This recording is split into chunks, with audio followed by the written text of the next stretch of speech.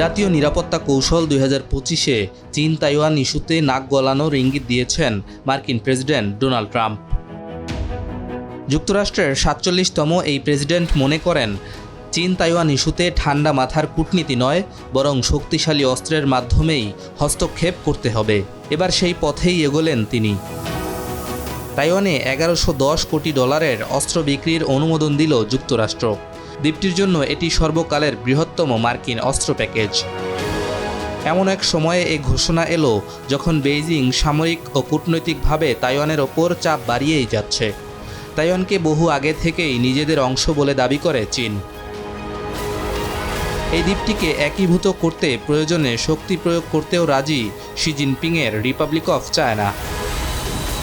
তাইওয়ানের প্রতিরক্ষা মন্ত্রণালয় এক বিবৃতিতে জানিয়েছে, প্রস্তাবিত চুক্তির আওতায় 8 ধরনের অত্যাধুনিক সমরাস্ত্র সরবরাহ করবে যুক্তরাষ্ট্র।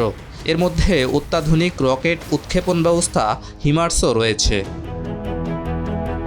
বিশ্লেষকরা বলছেন, চীনা বাহিনীকে ধ্বংস করতে গুরুত্বপূর্ণ ভূমিকা পালন করবে হিমার্স। এই বিবৃতিতে আরও বলা হয়েছে, পর্যাপ্ত আত্মরক্ষা ও শক্তিশালীভাবে দ্রুত প্রতিরোধ ব্যবস্থা গড়ে তুলতে তাইওয়ানকে সাহায্য করছে যুক্তরাষ্ট্র, যা আঞ্চলিক শান্তি ও স্থিতিশীলতার জন্য অপরিহার্য। এদিকে যুক্তরাষ্ট্রের প্রতিরক্ষা দপ্তর পেন্টাগন জানিয়েছে, এই অস্ত্র বিক্রির মূল উদ্দেশ্য তাইওয়ানের সশস্ত্র বাহিনীকে আধুনিকায়ন ও তাদের প্রতিরক্ষা সক্ষমতা জোরদার করা।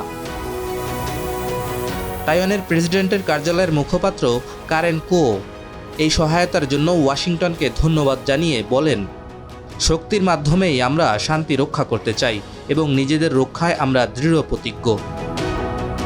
চীনের পররাষ্ট্র মন্ত্রণালয় তাইওয়ানের কাছে মার্কিন অস্ত্র বিক্রির চুক্তিতে ক্ষোভ প্রকাশ করে জানান, এটি তাইওয়ান প্রণালীতে মারাত্মকভাবে অশান্তি তৈরি করবে।